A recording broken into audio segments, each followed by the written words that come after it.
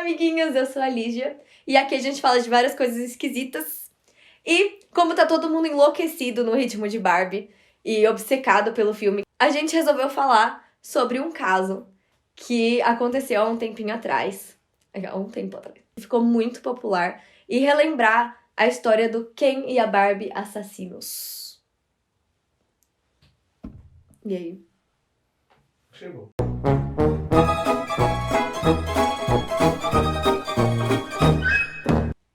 Então, em ritmo de Barbie, eu queria contar pra vocês, ou recontar, porque é um caso muito popular, a história do Ken e da Barbie assassinos.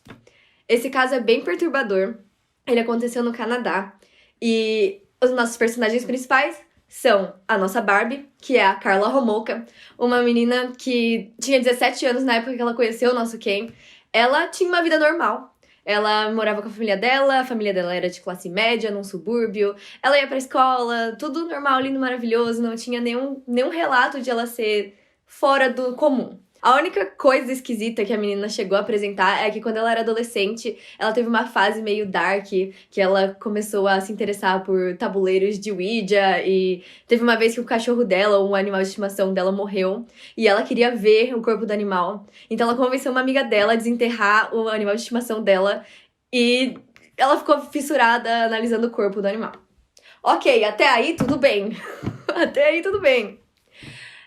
Mas aparentemente, ela não apresentava nada demais e ela amava a Disney, princesas da Disney, e ela queria ser uma princesa, uma Barbie.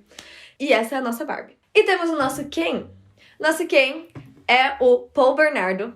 Ele era um jovem que, diferente da Karla, tinha uma vida mais esquisitinha. Ele morava com os pais, mas com os 16 anos, ele descobriu que o pai dele, que dizia ser o pai biológico, na verdade não era o pai biológico dele, e ele começou a desenvolver umas esquisitices. Mas um pouquinho antes ele já apresentava outras coisas meio esquisitas, como, por exemplo, ele ficava espionando as vizinhas dele pela janela delas enquanto elas estavam trocando de roupa e coisas assim. Bem feliz, bem bacana. Na cidade que eles moravam, tava tendo um caso ali, ocorrendo uma situação, onde um cara abordava meninas menores de idade, abusava delas, e ele tentava fazer com que elas não vissem quem era, obviamente. Até então, não tinha nenhuma morte dessas vítimas, mas muitas delas já tinham passado por isso. Então, eles começaram uma investigação sobre o caso na cidade. Geralmente, as vítimas eram abordadas assim, indo pra escola, saindo do ônibus, jogadas pra um arbusto.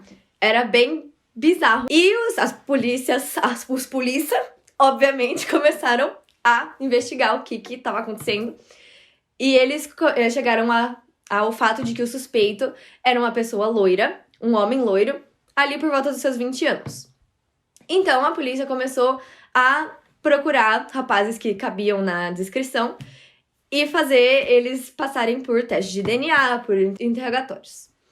O Paul Bernard, ele acabou sendo um dos suspeitos, né? Porque ele era como o nosso querido bonequinho Ken, um loirinho, de 20 anos, alto, saudável, esbelto. Era muito fácil pra ele chamar a atenção de meninas, inclusive mais novas do que ele, né? Porque vocês vão descobrir mais pra frente que ele tinha um pouco isso de meninas mais novas. É uma questão importante, esse interesse dele. E ele foi interrogado, mas ele pareceu super tranquilo. Ele aceitou fazer um teste de DNA e tudo certo, entendeu? Fez muito condizente, a polícia não desconfiou de nada, tudo bem, né? E aí, a vida passou um pouco, ainda aconteciam alguns casos desses. Ele ficou conhecido como o estuprador de Scarborough. Vou conferir se esse nome é esse mesmo, porque eu acho que não. Scarborough. E aí, esse cara que tava fazendo isso com as meninas ficou conhecido como o estuprador de Scarborough. E como que a nossa Barbie e o nosso Ken se conheceram?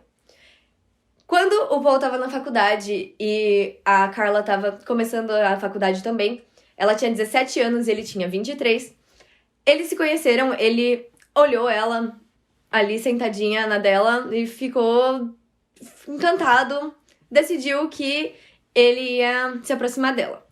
E a Carla sempre quis ter o casamento da Disney dos sonhos, tanto que até um spoiler, quando eles se casaram de fato, teve carruagem, teve o vestido dela, era todo com uma manga bufante, ele foi uma coisa assim espalhafatosa mesmo, super. Você nunca imaginaria absolutamente nada de errado ali, porque lindo, né?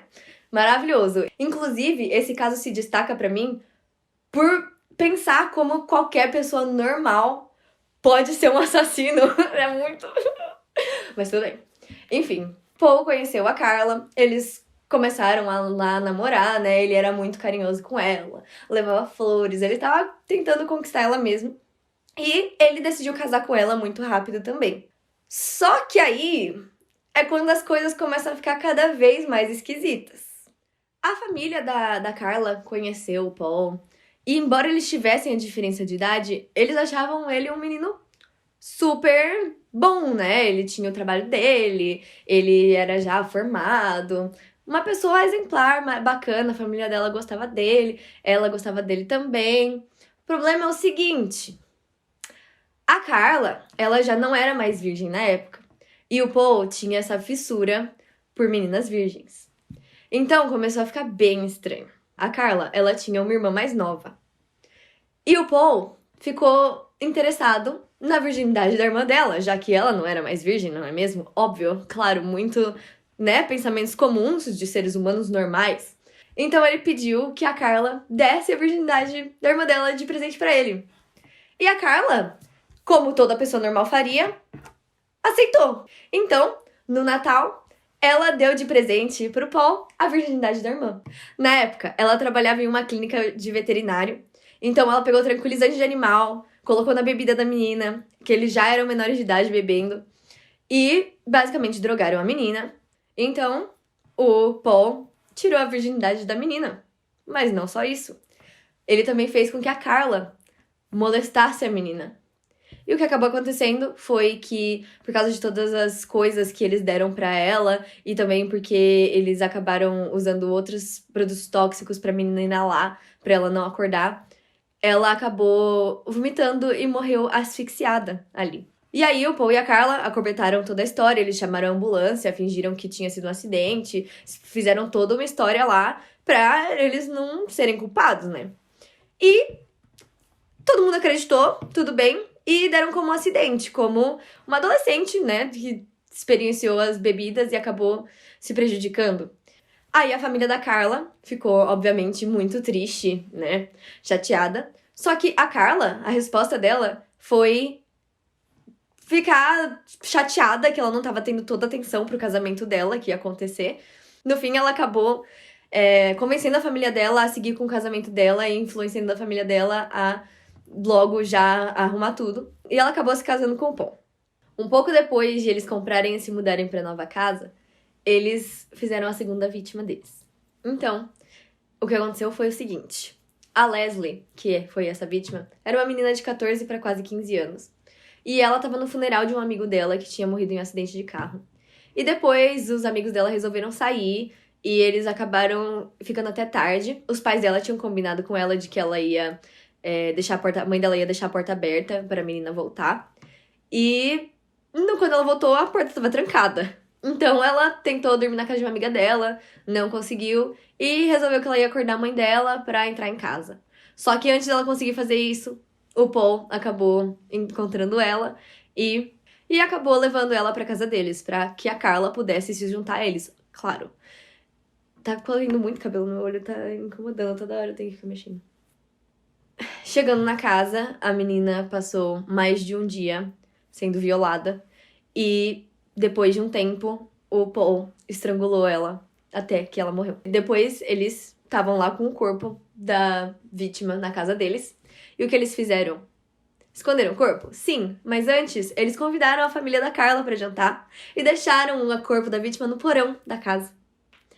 E a família lá tava jantando com eles, tudo lindo e belo, com um corpo no porão, tudo normal, gente. Mais um dia, mais uma quarta-feira, normal. Não é? Depois de um tempo... Meu Deus, que inferno esse cabelo. Eu acho que eu vou botar um grão. Tá. Tá gravando ainda? Então ele colocou o corpo dela dentro de cimento e jogou no rio.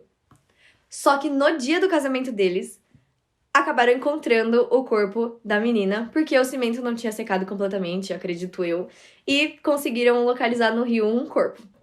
E aí eles começaram a pesquisar o que podia ter acontecido, da onde que veio esse corpo, o que aconteceu. Mas o Paul e a Carla se casaram e continuaram vivendo essa vida deles muito bizarra e absurda. A terceira vítima deles era uma menina que ela, diferente das outras que acabaram sendo pegas desavisadas, ela já tinha toda essa informação, ela já sabia do que estava acontecendo. Então ela andava muito precavida. Ela dava muito a vibe de uma final girl de filme de terror, mas infelizmente ela não teve um final feliz. Eu vou pegar o nome da menina. Calma aí. A Kristen French. A Kristen, ela não ia ser parada por um estranho, ela era muito precavida. Só que o casal teve um jeito de abordar ela que ela jamais imaginaria. A Carla fingiu que estava perdida, ela tinha até um mapa na mão, e pediu ajuda pra essa menina. E a Kristen ajudou, não é?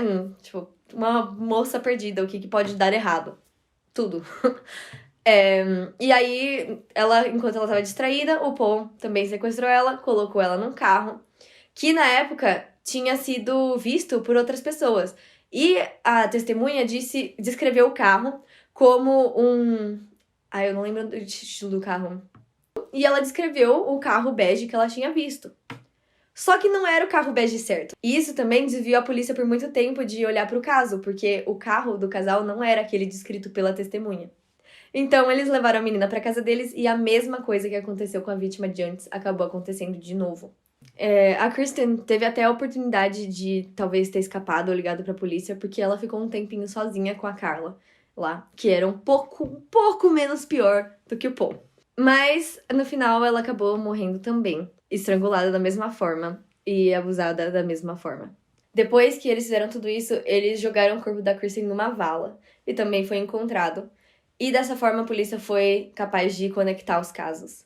E ao mesmo tempo, o exame de DNA do Paul saiu. O bizarro de tudo isso é que dava pra ver muito o narcisismo do casal em toda a trajetória. Por quê? Porque todos os casos das vítimas que aconteceram, eles pediam uma comprovação da vítima, tipo, eles pediam pra vítima ficar falando coisas que mostrassem como eles eram os bons, os maiorais, assim. A vida dos dois, por fora, era linda e perfeita. Enquanto estava acontecendo tudo isso. Só que as coisas começaram a mudar uns 2 anos depois que eles se casaram. O Paul começou a ser violento com a Carla também. E ela chegou até a ir pro hospital por causa disso. Porque ela realmente chegou a fraturar até uma costela de tanto abuso que ela estava sofrendo. Ela, então, foi até a polícia relatar o que estava acontecendo com ela. E ela expôs tudo o que aconteceu entre ela e o Paul, através de uma armadilha da polícia. Por quê? Porque lá naquele momento, os testes de DNA que eles tinham colhido há anos atrás estavam aparecendo. Então, eles puderam concluir que o DNA do Paul era compatível com o DNA das vítimas que eles coletaram na época. Então, eles já sabiam que o Paul era, de fato, o estuprador de Scarborough. Então, eles ofereceram para Carla uma troca. Eles só concederiam 12 anos de prisão pra ela se ela admitisse todos os crimes, se ela contasse tudo pra eles e se, principalmente, ela conseguisse provar os crimes pra polícia, porque eles não tinham uma prova concreta de que o Paul tinha realmente sido o autor desses crimes todos. E quando a Carla foi conversar com a polícia, ela mudou completamente de personalidade. Ela era uma pessoa calma, uma pessoa gentil, uma pessoa coitada. Ela alegou que ela era obrigada a participar dos crimes junto com o marido, que ela tava em um relacionamento super abusivo, que realmente é verdade. Ela falou como se ela realmente não tivesse tomado parte em nada, que era tudo ideia do marido e que ela era forçada a participar de todas aquelas coisas. Inclusive, tem muita mídia desse caso por aí, caso vocês queiram se aprofundar nele e ver umas coisas meio bizarras. Tem o interrogatório dela, o interrogatório dele. Dá pra ver como eles podem ser manipuladores.